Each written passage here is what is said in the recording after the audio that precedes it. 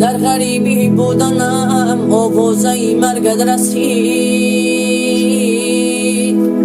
جان در دماغم بوی روی همچو صد برگت رسید.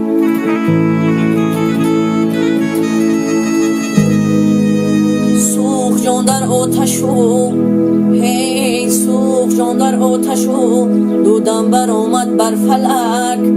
آه مادر گفتم مادرم بود چون ملک.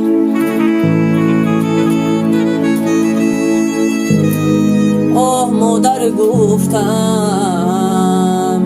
مادرم بود چون ملک.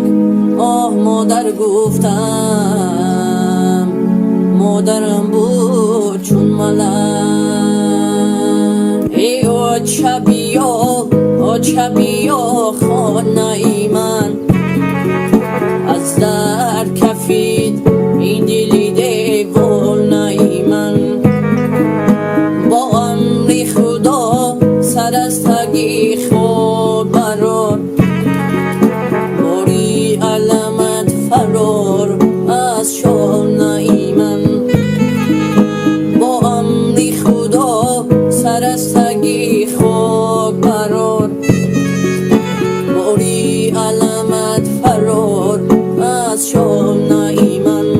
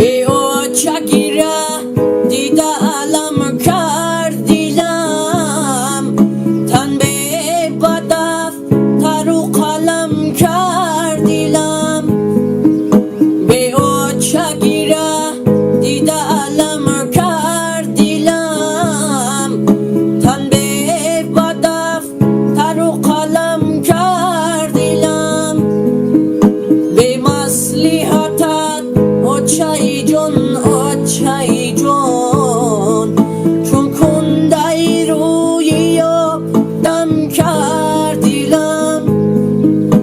به مصلحتت آچه جان چون کنده روی یادم کردیلم.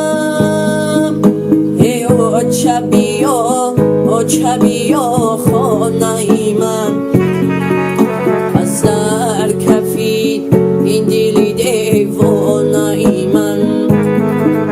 با امر خدا سر از تگی خاک برار، باری علمت فرار از شانه من. با امر خدا سر از تگی خاک